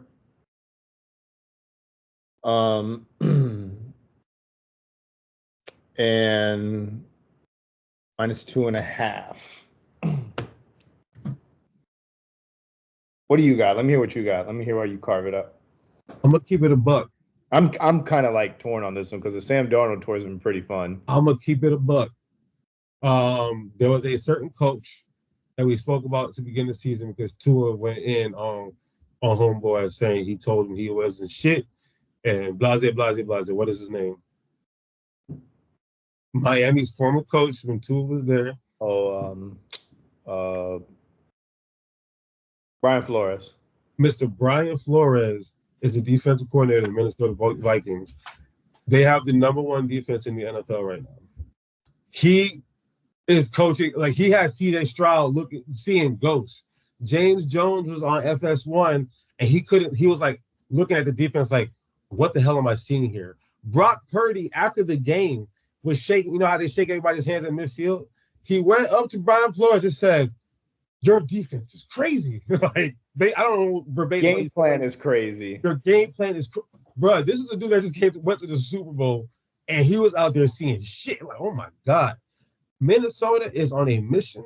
Sam Darnold, your boy, is on a mission. He saw Baker Mayfield last year. He said, this is my moment. You saw what he said to be San Francisco, right? I didn't know. What did he say? He said, "Can't," in the locker room, he said, "Can't believe they cut me." Ooh, ooh, ooh. Hey, listen. Green Bay has a quarterback that's coming off of an MCL injury. And his first game will be against Brian Flores. I'll pray for that, man. I got Minnesota winning this game plus 115 on the money line. I got the under on this game because I think Green Bay is going to struggle to find themselves on offense. They're going to try to work in Jordan Love, and I don't think they're going to be able to put enough points. I think Minnesota wins this game 24-14. 24-14, Minnesota. I know I'm crazy, but yeah, that's what I'm seeing. So, yeah, money line, and the over. I mean the under. Yeah. So, I like it looking like a high scoring game though. I think that would be fun. But I think Brian Flores is on, like, he got called out by a quarterback, and now he got to be on his shit right now. So he's on his revenge tour too. So I'm gonna rock with Brian Flores on that one. All right, New Orleans at Atlanta. I'm gonna take Green Bay straight up though. You taking Green Bay straight up? Oh yeah, because you didn't give it. Yeah, so Green Bay straight up. Going the over, and I'm taking Green Bay straight up on it. Okay, all right. So we differ there. I like that. New Orleans at Atlanta. We've got another division rival. New Orleans coming off of a tough loss. Atlanta coming off an even a tougher loss because we don't even got time to talk about Kansas City getting away with another thing again. But Taylor Swift got them motherfuckers looking good. She paying them refs good salaries right now. That millionaire tour, whatever she call it, them refs is seeing money in they Swedish bank accounts too, bro. So Atlanta coming off a tough loss after an emotional victory over us a week before. I think they're both in a very similar situation where like, yo, we might be nice. We just gotta figure this shit out. I like the way this game is on paper. We got New Orleans plus 110, Atlanta minus 135 on the money line. Atlanta favorite by 2.5. So another home favorite by only 2.5, like the Green Bay game. And the over-under is set at 42. How are you looking at this one? I'm definitely taking the over. That I'll take the over on. The foam noodle fight in the fucking South is ridiculous, man. That one I'll take the over on for sure. Smash Yeah. that is our lock of the day, everybody. You heard it here first. The Fair Weather Podcast lock of the day. Take the over on the Saints. Listen to my betting, man. I'm not the betting man. Like I said, the Fair Weather take straight up. Podcast does not condone gambling, but I am saying that's the lock of the week. I usually just take over or straight up is what if I bet, like I always tell you, just take straight up on who's gonna win. This is a tough one though, because I feel like New Orleans just got their shit pushed in at the last second, and Atlanta like pushed y'all shit in and then lost at the last second too. And then they lose at the last second, first game of the season too. Yeah, I mean they lost to Justin Fields, but we didn't know Pittsburgh was supposed to be doing anything. No, I knew. You didn't. I'm sorry. My bad, Mike Tomlin. My bad. That's Mike. My bad, dog. That's Mike. That was my mistake.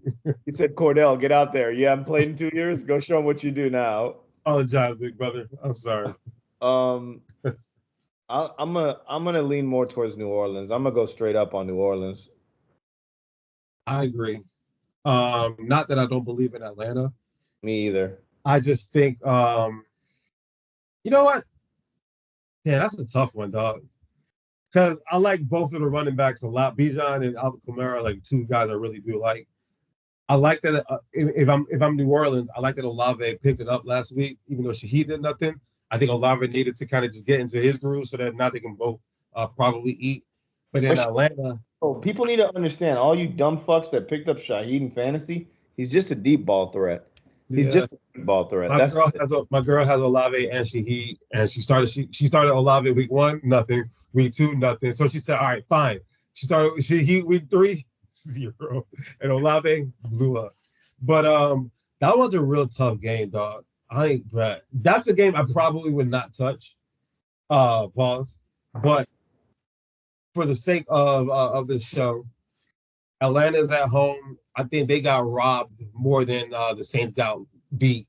So I'm gonna go with Atlanta to win this game and cover the spread. I think they'll win by at least a field goal, and it's a minus 2.5. And the over under, definitely take the over on that one. I think it would be like a 42 to 35 kind of game. Nah, give me a 38-35. Yeah. 38 to 35. 38 to 33, some weird shit like that. All right, cool. Cleveland, Las Vegas, the two franchises that just can't get right. I was gonna put the Giants and the Cowboys in here, but I'm gonna just leave them. I'm gonna leave them hoes alone. I was saying, I'm gonna pick on other two franchises. We got Cleveland at Las Vegas. Las Vegas minus 125. Cleveland plus 105. Spread. Las Vegas is favored by 2. Over under is set at a measly 37. We got Cleveland coming off of an embarrassing loss to Daniel Jones. We got Las Vegas coming off in even more embarrassing loss against the Carolina Panthers. I don't know what the hell is going to happen in this football game. Aaron, what do you think? This one is the worst one, dog. That's fucking gross. I'm gonna take brutal. I'm taking the under, and I'm gonna go.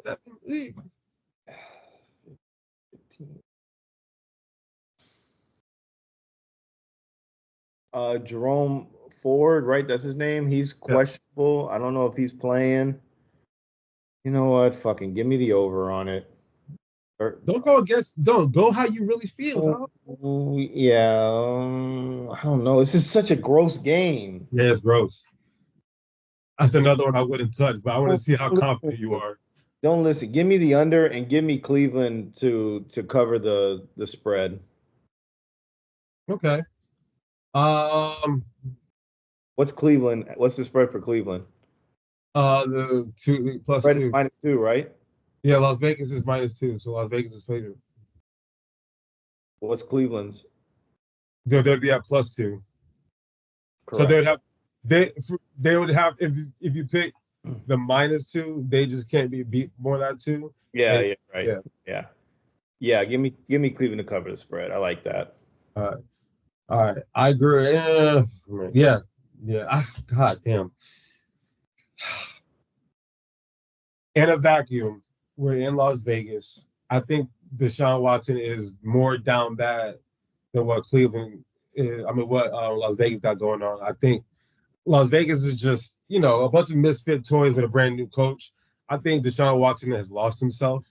So I'm going to go with the home team to come off of an embarrassing loss and do what they did to the Chargers last year, where they were just pissed off and just beat the shit out of them on Thursday Night Football and screwed everything up. So I got that kind of a game for Las Vegas. Give me Las Vegas. Give me them. And then over under. I need the over on that one. I got like a I You're got just Las Vegas taking scoring a minus lot two. of points. Huh? You're taking the -2 Yeah, I got Las Vegas straight up. They winning this year. straight up. Straight up. Actually no. Yeah, the -2 is better value. So yeah, give me the -2. I like the -2. It's better value for me. All right. Um, and then last but not least, we got Buffalo at Baltimore. A very, very, very good football game. Two teams headed in kind of different directions. One is off to an amazing start, and one just had to survive from going 0-3 like Cincinnati. I mean, like literally had to hold off the Cowboys. We like Lamar Jackson. We like Derrick Henry. So I know we expect big things from them, and they're the home team. We've both admitted that Josh Allen is the MVP front runner, and that's the team that's coming in. We got Buffalo plus 115, Baltimore -135. We got the spread, Baltimore -2.5. So that's three home teams that have -2.5 spreads, which is telling you something. They think this is going to be a very, very close game. And then we got the over under set at 46.5. I'm gonna give you mine real quick, because I want you to finish this segment off, and then I got the over. I got to pick the over just because I feel like they're gonna duel it out. Um, I got, I really can't pick against Lamar Jackson. Can't do it. I would like to be, cool and say Baltimore, yeah, because they look good, but I can't. Once I saw Marlon Humphrey try to record this dude on the plane and Lamar Jackson looked that locked in, I said, "Oh shit, he big mad now." y'all don't fucked up. Ron and Derrick Henry got that battery. Both of them got to the battery in their back. I think it might be kill time. I think it might get to kill time. So I think this little nice streak that Buffalo's on, they gonna run into some problems in Baltimore. So I'm gonna take Baltimore on that -2.5. I think they come out and they put up, like, remember in San Francisco, it was like, who's gonna be the MVP? And Lamar Jackson said, I got y'all motherfuckers, and beat the dog shit out of San Francisco last year. I feel like we're gonna see some shit like that. I have something similar. I'm gonna take the -2 on Baltimore too, 2.5. But I'm gonna go the under. I feel like two defenses that match up very well against each other, and it's gonna cause nightmares for Josh Allen and Lamar Jackson at the same time. I'm looking like a 17. You're more right. I think you're more right. Now that I'm looking at it, I feel that. I'm gonna stick to the over because I already said it, but I'm hedging my bet. I'm like, yeah. I'd probably side with that under. Actually, it's a grittier game than we're Like giving it credit. like a 21-17 type game, something like Yeah, that. yeah, you're right. I'm giving it too much juice than it really needs. But But no, it could easily be that. We I could just get want like Buffalo been just on they shit. Of they've been fucking executing. But I figured they seen some shit in this Cowboys game. Like, we gonna start executing too. So it feels like it could be an over. But you're right though. I mean, they do match up well against each other defensively. So we'll see. We'll see. Before we wrap this up, I'd like to give you the floor to put a bow, because we're just about a week out from the beginning of the MLB playoffs. I'm gonna give you the official World Series favorites list in a little bit, so you can we'll place a little early bet on that. And but I would like you to put a bow on the MLB season. Your highlights, your lowlights, teams, players, and your expectations for the postseason. I mean, the Yankees, everyone was writing them off in the middle of the season, and they picked it right back up at the end of the season. Of course, we'll start with the Yankees. Aaron, that's my team. Fuck you. You had the show every fucking time with Go Birds or Phillies, Fly, and Michigan. Hey, okay. It's Red October, baby. It's Red October, baby. Yeah, congratulations. Y'all finally won the pen like 13 years. Congrats. Hey, we back. Yeah. Hey, I'm happy for Christian Bermudez. So you FaceTime me during the celebration in the locker room. I'm gonna need a FaceTime from him one day. I want to congratulate. Nah, bro, this is actually our tradition. But I'm a fan of his wherever he's gone. This is actually our tradition. Every time we clinch anything, we do a FaceTime. It's just good luck. It's gotten us to the World Series once, and it should have got us there another time. So it's our tradition, and we're gonna keep it that way. You know he's a Yankees fan, right? He can't just say that. Who paying the checks? Who paying the checks? He can't say that right now. Next. Go to your Hey, Christian, I'm happy for you, bro. I'll give you that shout out, bro. I root for you every time. You know that. From the A's days to the Houston days to now. I was there for you, rooting for you. But the Yankees are doing good. Yo, Shohei Ohtani, like, I keep hating that they keep forgetting like what Aaron Judge is doing, how many RBIs he has and home runs. But what Shohei Ohtani's doing with the stolen base thing is very amazing too in the RBIs. I'll give him that. I gotta say though, I did see something the other day, and it made me like scratch my head a little bit. 50-50 is cool, but it was like Acuna just did a 40-70, which pretty fucking impressive when you think about it. It is. And he played the field. Yeah. I mean, it's a hard thing to like baseball. We try and there's so many stats for baseball that you can throw out there. Like he's the first one with 10, 10, 10, and 10, 10 in the season. I'm like, what the fuck is all these 10, 10, and 10, and 10? Whatever. Congratulations, bro. Whatever that is. But Shohei Ohtani is definitely must-watch baseball. Like, if nobody alive got to see Babe Ruth play, I'm pretty sure. Like, this is the second coming, okay? And it's something you got to watch and cherish as a fan of baseball. And then other than that, like it's all the other teams are just meh. They're to me. Were there any like storylines that are intriguing to you that you followed all year? I'll be honest with you. This year, like as much as I watch baseball, I was just like, I'm just gonna put my faith in the Yankees because this has to be Homeboy's last year as the manager. I'm over him. And every time I look, Aaron Judge home run. Like this is what I'm expecting from him. And Juan Soto, we brought him in, and this is what he's doing. If anything is a good story is the Mets. The Mets started off really shitty, and they clawed. They're 5 games behind you. They were 18 games like 2 months ago behind you. Oh yeah, fuck them, fuck the Mets. But that's a great story to see of that team coming together with as much talent that they had last year. It shouldn't have been that bad in the first place. I ain't trying to hear it. The team is fantastic. The fuck are they being bad for in the first place? But the pitching, like who's the ace for the fucking Mets? I don't know. Exactly. But they couldn't keep the ones that they had before. They couldn't manage them right.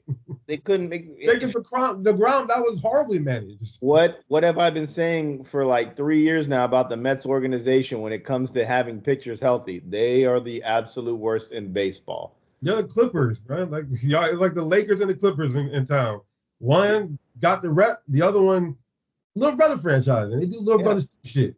Exactly, and they're the one story that I'm like, wow, that's crazy because they'll probably make the postseason. Good for them. Other than that, the shittiest team I have to say is the Toronto Blue Jays. Man, what a stink show that is. And the funny thing is, beginning of the season, they had the Blue Jays being dead last in the AL East. And I was like, there's no way in hell with the talent that's on this team. And sure enough, whoever said that, hey, you made me a believer. Like, like 2 months into it, I was like, wow, they really do stink. Don't make sense either. I don't. It doesn't make any sense with all that talent. You talk about it all the time, though, them and the Padres. Yeah. What about fuck all the bad teams.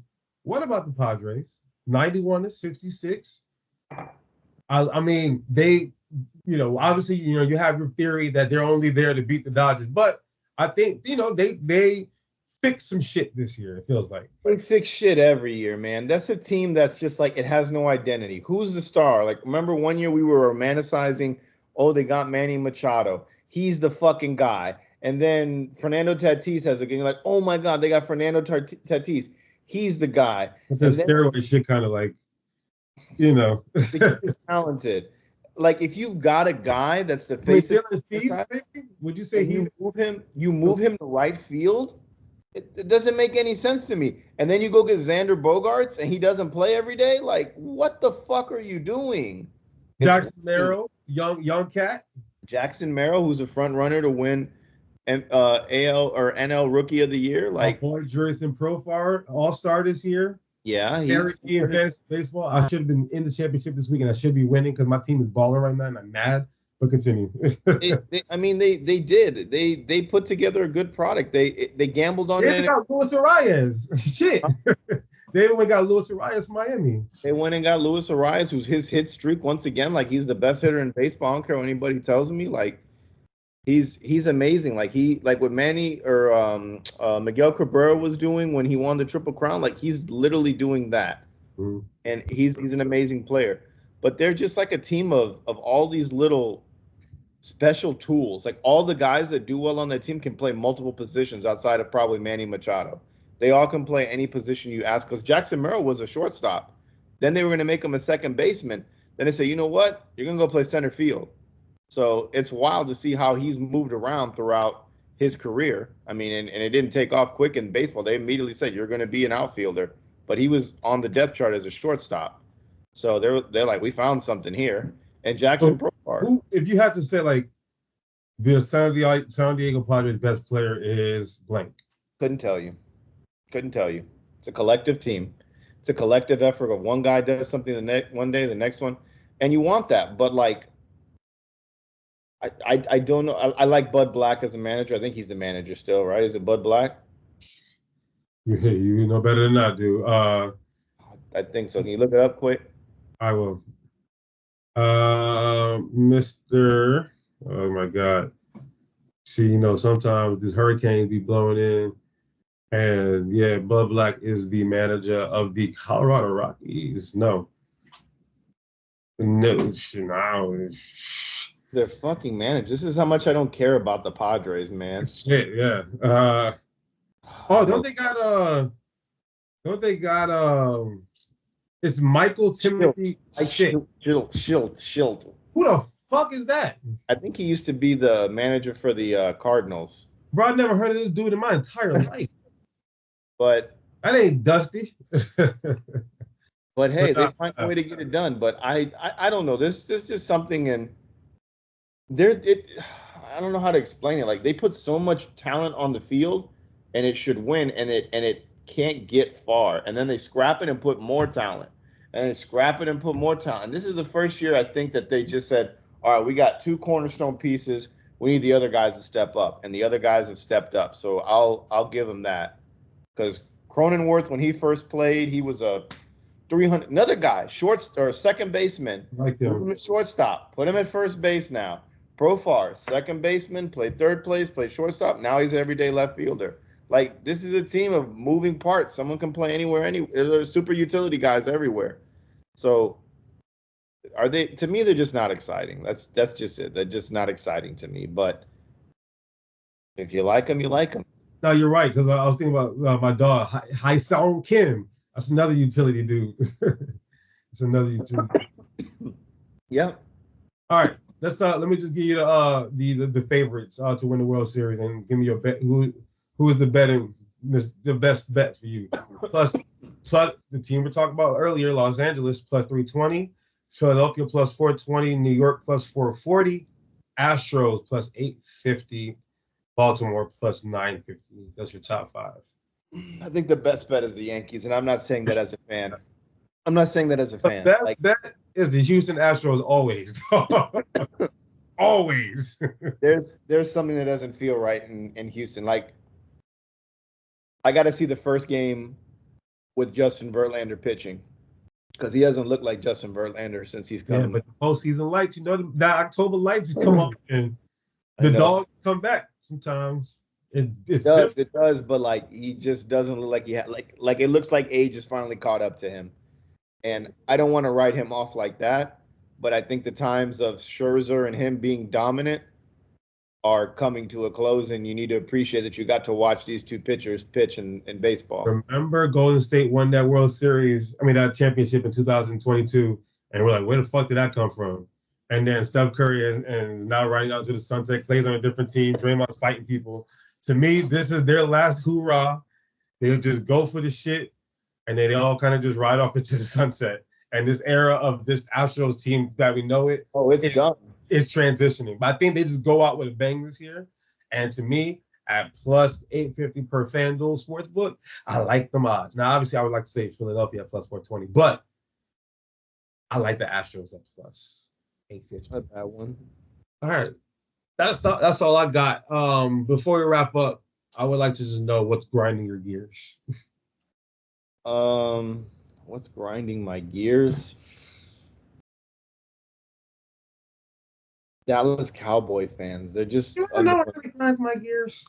they're just annoying, man. Like they're so annoying. Like I don't know what it is. That's what grinds my gears. That, and to the people that didn't text me happy birthday and text me shit about the Jets, fuck you. That's all I gotta say. 3 happy birthday texts, 37 shit about the Jets.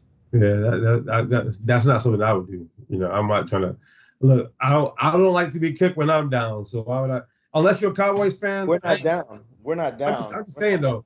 Unless you're a Cowboys fan, I don't kick a man when they down. I don't. If they struggling, I ain't go. That's not me because I don't want to be the one that gets it. So I understand that. All I can say is Bucks fans, how'd it feel to lose to the Denver Broncos? Because we ain't gonna lose to them. I'm sorry. We might, because I don't know Devon. That's what grinds my gears. Devontae Smith and AJ Brown hurt, bro. That's scary. That's scary. And of course, they decide to get hurt when they come to Tampa, which means we're gonna lose. I'm gonna have to deal with this bullshit again. Like, we lost to the Bucks. Now I gotta deal with everybody here. I might punch somebody in the face. I ain't trying to hear it. So, what grinds my gears is I need our medical staff to work some miracles. And I need my dog Devontae and AJ Brown to be out there, and we should shut some shit down here in Tampa and lock this bitch up. But where can they find us, A-Rod? You can find us on Twitter at fair_weather_pod. You can find us on Facebook, Instagram, YouTube, TikTok. Search the Fairweather Podcast, and we subscribe or listen to podcast audio. Search the Fairweather Podcast. You can catch the audio there. Take it away. Floor is yours. No surfboarding in the hurricane weather, dog. No surfboard, none of that. Stay your ass inside. Let the rain pass, and we'll be on our merry way. Y'all don't clog up the roads with all this evacuating shit if you're not supposed to. Shout out to all the people in Tallahassee and Panhandle and all that shit. Suck. Enjoy Georgia, fools. Damn. Why you say fuck Georgia for? Like, why you say fuck Georgia for? Hey, every year they say the hurricane's gonna hit Tampa, and I'm just sitting here pretty. Like, shh, don't talk about it. Knock on wood. And we're gonna end the show with that. Adios, muchacho.